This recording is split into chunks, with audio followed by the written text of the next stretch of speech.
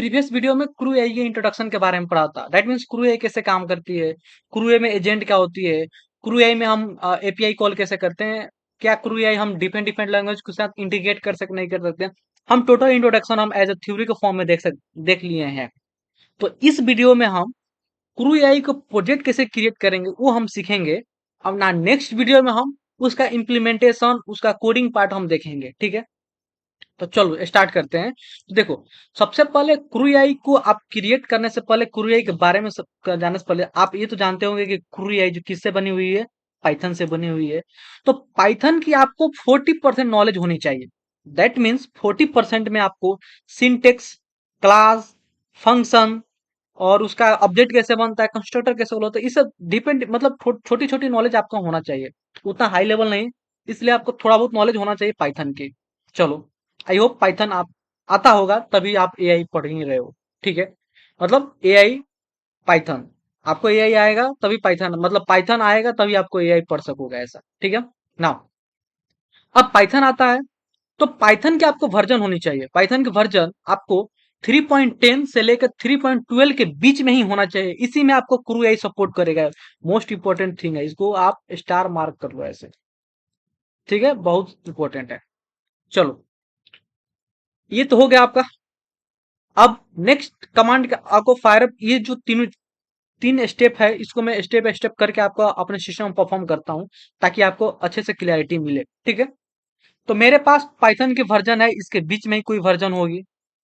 ठीक है, अब नेक्स्ट स्टेप में पिप इंस्टॉल क्रू एआई लिखता हूं मैं। ठीक है, तो अब देखो मैं यहाँ पे लिखता हूँ पिप install crew AI, crew AI.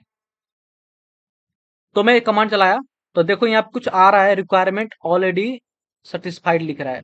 तो मेरे सिस्टम में ऑलरेडी क्रू का प्रोजेक्ट इंस्टॉल है, मतलब क्रू का बोल सकते हैं कि क्रू जो क्रिएट करने वाला ऑलरेडी इंस्टॉल है। ठीक है, नेक्स्ट स्टेप क्या है भाई?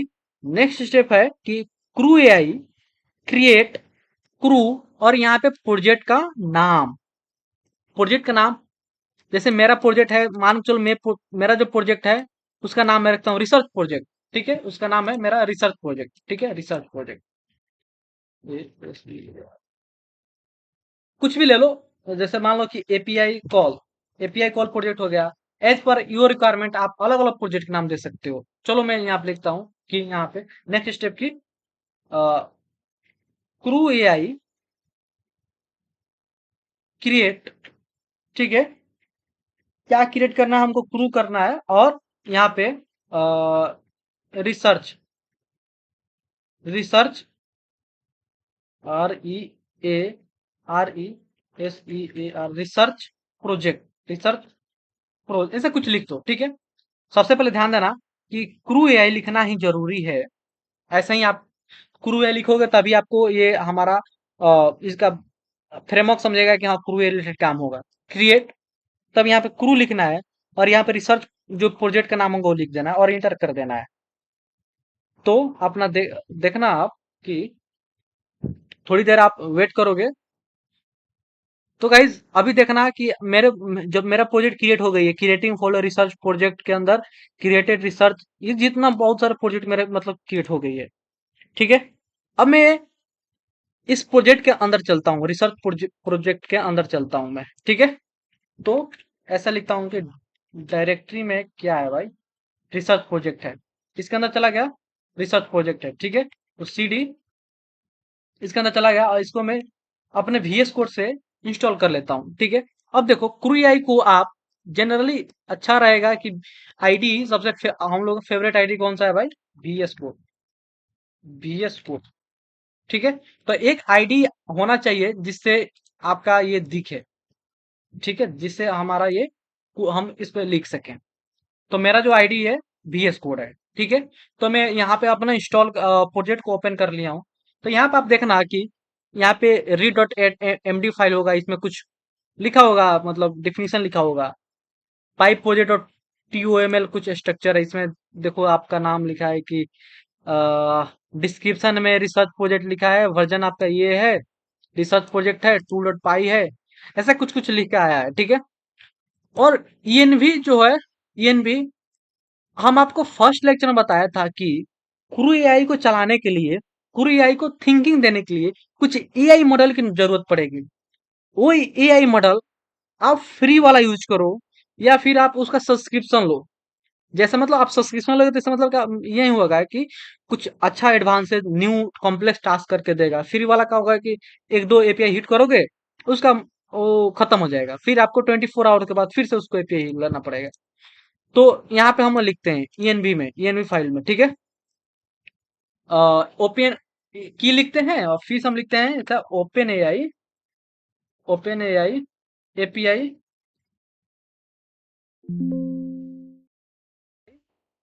सेकेंड स्टेप लिखते हैं मॉडल नेम, ठीक है। तो उसका मॉडल का नाम क्या है, मॉडल नेम, ठीक है। ये भी स्ट्रिंग के फॉर्म में रहेगा और मेरा ये भी मेरा स्ट्रिंग के फॉर्म में रहेगा। तो यहाँ पे आपका जो भी की होगा XYZ की होगा, आप एज पर योर रिक्वायरमेंट आप फ्री वाला यूज करो या फिर आपका वो पेड वाला यूज करो, टोटल डिपेंड्स अपॉन यू।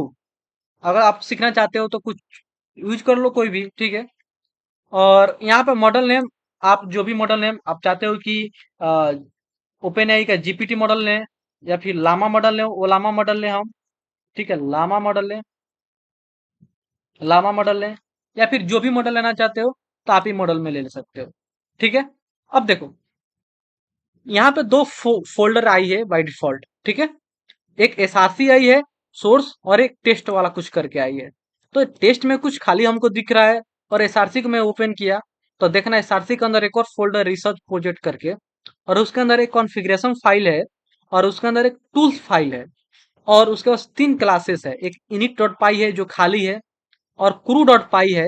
इसके अंदर कुछ लिखा हुआ हमको आ रहा है, लिखा हुआ मतलब ये मालूम चल रहा है कि भाई यहाँ पे क्लास दी गई है, क्लास, ठीक है। और इसके ऊपर एक एनोटेशन हुआ है क्रू बेस का, क्रू बेस का एनोटेशन लिखा हो गया है। और एक और है मेरा मेन डॉट पाई, ठीक है। मेन डॉट पाई में तो आप देखना कि एक रन मेथड है और एक ट्रेन मेथड है, एक रिप्ले मेथड है, एक टेस्ट मेथड है, हमारा बहुत सारे मेथड है यहाँ पे एज पर रिक्वायरमेंट। और क्रू में देखना है कि यहाँ पे एक क्लास है, इसके अंदर क्लास के अंदर क्या रहता है, ओबियसली मेथड रहता है हमारा। तो एक मेथड हो गई और ये दूसरा मेथड हो गई, ये तीसरा मेथड हो गई, ये हो गई, ठीक है।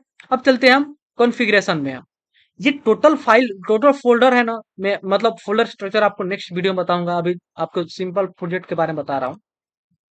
अब चलते हैं कॉन्फ़िगरेशन में। तो कॉन्फ़िगरेशन में आप देखना है कि कुछ यहाँ पर लिखा हुआ आ रहा है। यहाँ पे देखना इसका डॉट स्ट्रक्चर क्या है, YAML फाइल, मतलब YAML स्ट्रक्चर है। तो यहाँ पे कुछ लिखा है रिसर्चर, रोल, गोल, बैक स्टोरी लिखा है, रिसर्च एनालिस्ट, ऐसा कुछ लिखा हुआ है। और यहाँ पे आपने देखना है कि अच्छे से इंग्लिश में लिखा हुआ है कि create a detail report based on topic data analysis. ये टोटल कुछ लिखा हुआ आ रहा है। टास्क में देखना तो टास्क में भी सेम वैसा ही कुछ आ रहा है, ठीक है। और टूल में देखना तो टूल में आप देखना इनी डॉट पाई है, कस्टम टूल डॉट पाई है। और कस्टम टूल डॉट पाई में यहाँ पे क्लास बनाया हुआ है जो बेस्ट टूल को इम्प्लीमेंट किया गया है। और वहाँ पे नेम एक्सटेंड कुछ जो कुछ है वो इसके अंदर एक रन मेथड को दिया गया है, इनी डॉट पाई को खाली, ठीक है। अब आते हैं मैं रीडमी डॉट एमडी में, यहाँ कुछ लिखा गया है welcome to the research project crew project powered by crew AI. वहाँ पे उसका ऑफिशियल डॉक्यूमेंटेशन है ये क्रू एआई डॉट का। इस पर आप विजिट करके आप इसके बारे में और डिफिनेशन नॉलेज ले सकते हो। This plan design to help you set up multi agent system with cases. यहाँ कुछ डिफिनेशन लिखा गया है और यहाँ पे इंस्टॉलेशन लिखा गया है कि भाई आपका ये होगा first you already install, pip install poetry, ठीक है। अब मेरे को प्रोजेक्ट आप इंस्टॉल कर लिए।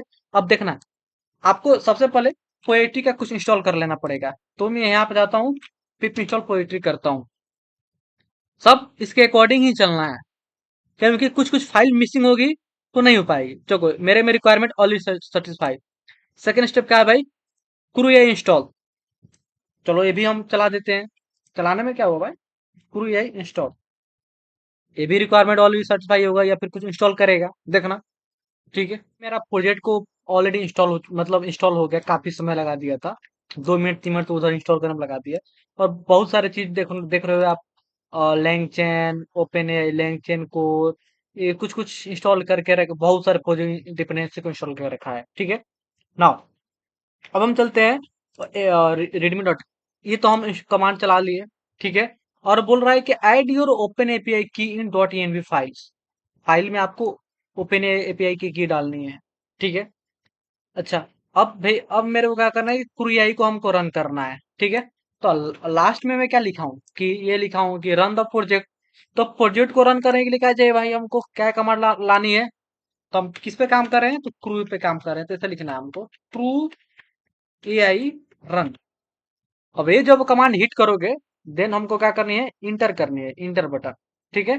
तो इस कमांड हिट करने से हमारा प्रोजेक्ट को ये रन हो जाएगा, क्रू AI रन कर लेंगे, ठीक है। तो ऐसे मेरा एक क्रू AI प्रोजेक्ट रन बन हो गया और रन हो गया, ठीक है। और अंडरस्टैंडिंग और की सपोर्ट में हमको, अगर आपको डॉक्यूमेंटेशन पढ़ना है तो ये पढ़ो, गिटहब रिपोजिटरी का एग्जांपल लिखना है तो यहाँ पे जाओ आप।